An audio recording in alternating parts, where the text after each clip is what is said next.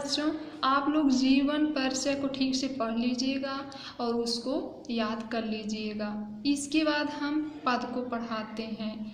देखिए, पद में पहला है, चरण कमल बंदो हरिराई, जाकी कृपा पांग गिर लग है, अंधे को सब कछु दर्शाई, बहिरो सुने गूंग पुनि बोले, रंग चले सिर छत्र धराई, सूरदास स्वामी करुणामय, बार बार बंदो तिह पाई। यह पद हमारे पाठ्य पुस्तक काव्य संकलन के पद नामक पाठ से लिया गया है। इसके रचयिता सूरदास जी हैं। प्रसंग है, प्रस्तुत पद में सूरदास जी भगवान श्री कृष्ण जी के कमलवत चरणों की महिमा का वर्णन करते हैं। अब आप लोग अर्थ देखिए। चरण कमल बंदो हरिराई, चरण माने चरण, कमल माने कमलवत, बंदो माने वंदना, हरिराई माने भगवान की। हम भगवान श्री कृष्ण जी के कमलवत चरणों की वंदना करते हैं। जाकी कृपा पंग गिर लग है, अंधे को सब कछु दर्शाई। जाकी माने जिनकी, कृपा माने कृपा से, पंग माने लंगड़ा, गिर माने पर्वत, लग है माने लागता है, अंधे माने अंधे को, सब कछ दर्शाई माने सब कुछ दिखाई देता है। भगवान श्री कृष्ण जी के चरणों में इतनी शक्ति है कि जिनकी कृपा से लंगड़ा व्यक्ति भी पर्वत को लांघ सकता है और अंधे व्यक्ति को सब कुछ दिखाई देने लगता है। बहिरो सुने गूंग पुनि बोले, बाहरा व्यक्ति सब कुछ सुनने लगता है, गूंगा व्यक्ति फिर से बोलने लगता है। रंग चले सिर छत्र धराई, और दरिद्र व्यक्ति, गरीब व्यक्ति राजाओं के समान सिर पर छत्र धारण करके चलने लगता है। सूरदास जी कहते हैं, करुणा के सागर भगवान श्री कृष्ण जी की चरणों की वंदना मैं बार बार करता हूँ। अब देखिए, काव्यगत सौंदर्य पहला लिखिएगा। प्रस्तुत पद में सूरदास जी भगवान श्री कृष्ण जी के कमलवत चरणों का वर्णन करते हैं। रस में भक्ति रस, छंद गीत काव्य है, अलंकार रूपक अलंकार है, अलंकार रूपक अलंकार हो गया, छंद गीत काव्य हो गया। अब दूसरे का अर्थ देखिए। अविगत गति कछु कहत न आवे, ज्यों गूंगे मीठे फल कौ, रस अंतर्गत ही भावे। यह पद हमारी पाठ्य पुस्तक काव्य संकलन के पद नामक पाठ से लिया गया है। इसके रचयिता सूरदास जी हैं। प्रसंग में लिखिएगा। प्रस्तुत पद में सूरदास जी निराकार ब्रह्म की उपासना को असंभव बताते हुए सगुण के मार्ग का गान करते हैं। अर्थ में लिखिए। सूरदास जी कहते हैं, अविगत गति कछु कहत न आवे। अविगत माने जिसके बारे में कुछ नहीं जाना जाता है, गति माने दशा, कछ माने कुछ, कहत माने कहना, न आवे मतलब कुछ नहीं आता है। तो अविगत गति शब्द जो है निराकार ब्रह्म के लिए शब्द आया है। सूरदास जी कहते हैं, निराकार ब्रह्म की उपासना की दशा के बारे में कुछ कहा नहीं जा सकता है। उसका क्या रूप है, क्या आकार है, इसके बारे में कुछ नहीं कहा जाता है। ज्यों गूंगे मीठे फल को, रस अंतर्गत ही भावे। निराकार ब्रह्म की उपासना उसी प्रकार है जिस प्रकार से गूंगे व्यक्ति को मीठा फल खाने को दे दिया जाए और वह उसके रस को, रस माने आनंद होता है, वह उसके आनंद को अंतर्गत ही भावे यानी अपने हृदय में ही अनुभव करता है। अर्थात वह उस मीठे फल के रसास्वादन का वर्णन किसी के सामने नहीं कर पाता है। परम स्वाद सब ही सुनिरंतर अमित तो उपजावे।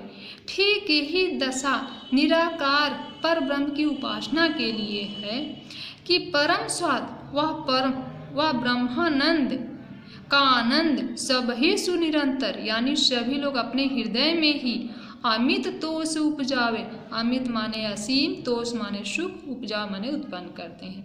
उस असीम सुख को उत्पन्न करके उसके आनंद का अनुभव करते हैं। अर्थात उस असीम सुख को अपने हृदय में उत्पन्न करते हैं, लेकिन उस असीम सुख के आनंद का वर्णन किसी के सामने नहीं कर पाते हैं। मन बानी का अगम अगोचर सो जाने जो पावे।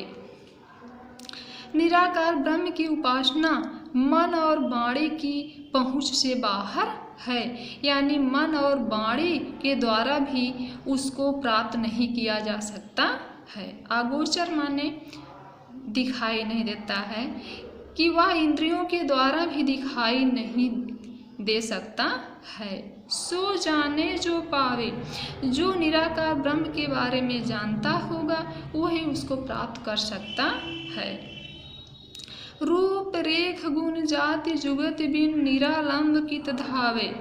सूरदास जी कहते हैं, ना उसका निश्चित कोई रूप है, ना आकार है, ना गुण है, ना जात है।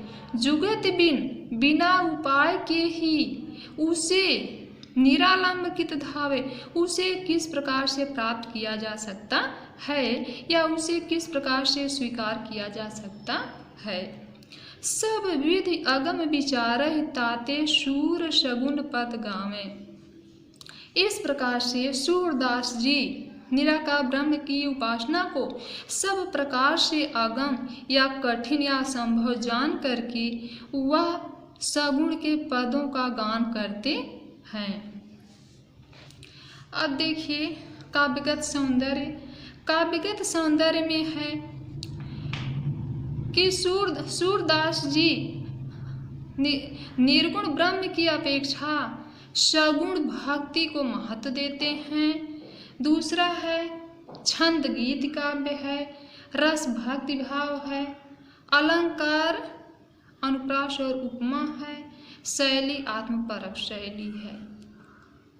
हाँ बच्चों, ये जो दो हम पढ़ाए हैं इस पर आप लोग विशेष ध्यान दीजिएगा और जो नहीं आएगा उसको फिर से पूछ लीजिएगा। अब आप तीसरे का भी थोड़ा सा अर्थ देख लीजिए। किलकत कान घुटुरवन आवत, मणिमय कनक नंद कै आगन, बिंब पकड़बै धावत, कबहुक निरख हरि आप छाह कौ कर सब पकड़न चाहत। देखिए बच्चों, पूरे पाठ का संदर्भ एक ही है, हम केवल प्रसंग आप लोगों को बताएंगे। प्रस्तुत प्रसंग में सूरदास जी भगवान श्री कृष्ण जी की बाल लीला का वर्णन करते हैं। सूरदास जी कहते हैं, किलकत कान घुटुरवन आवत। किलकत माने किलकारी मारते हुए, कान मतलब भगवान श्री कृष्ण जी, घुटुरवन माने घुटनों के बल, आवत माने चल रहे हैं या आ रहे हैं। मणिमय कनक नंद का आंगन, बिंब पकड़बै धावत। मड़ियों और सोने से जड़ित नंद बाबा की आंगन में भगवान श्री कृष्ण जी, बिंब माने प्रतिबिंब, छाया, पकड़वे माने पकड़ने के लिए, धावत माने दौड़ते हैं।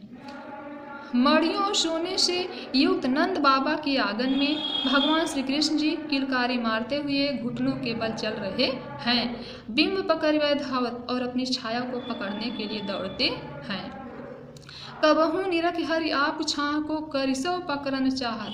कबहू माने कभी कभी, निरख माने देख करके, हरि माने भगवान की, आप माने स्वयं, छाह मतलब छाया को, कर माने करके, शव पकड़न चाहत मतलब उसको पकड़ना चाहते हैं। कभी कभी भगवान श्री कृष्ण जी अपनी ही छाया को पकड़ना चाहते हैं। किले की हंसत राजत त्वदत या पुनि पुनि तिह अवगाहत। भगवान श्री कृष्ण जी के मुख में अभी दो ही दांत जमे हैं। किले की हंसत किलकारी मारते हुए हंसते हैं, राजत द्वदतिया मतलब दोनों दांत सुशोभित होते हैं। जब भगवान श्री कृष्ण जी किलकारी मारते हुए हंसते हैं तो उनके दोनों दांत सुशोभित होते हैं। पुनि पुनि तिह अवगाहत, वह उसे बार बार दिखाते हैं और छिपाते हैं। कनक भूमि पर कर पग छाया, यह उपमा इक राजत। स्वर्ण भूमि पर भगवान श्री कृष्ण जी के हाथ और पैरों की छाया को देखकर ऐसा लगता है मानो यहाँ पर एक प्रकार की उपमा सुशोभित हो रही है। करि करि प्रतिपद प्रतिमानि वसुधा कमल बैठकी साजत। ऐसा लगता है करि करि प्रतिपद मानो प्रत्येक कदम पर प्रतिमानि वसुधा, ऐसा लगता है भगवान श्री कृष्ण जी के प्रत्येक कदम पर पृथ्वी भी मणियों से युक्त कमल की आसनी को सजाती है। बाल दशा सुख निरख जसोदा पुनि पुनि नंद बुलावत। भगवान श्री कृष्ण जी की बाल दशा के सुख को देख करके जसोदा माता बार बार नंद बाबा को बुलाती हैं। सूरदास जी कहते हैं आचरा तरलय ढाक सूर के प्रभु को दूध पियावत। सूरदास जी कहते हैं माता जसोदा भगवान श्री कृष्ण जी को आंचल के नीचे ढक करके, ढाक माने ढकना, अपने आंचल के नीचे ढक करके उनको स्तनपान कराती है।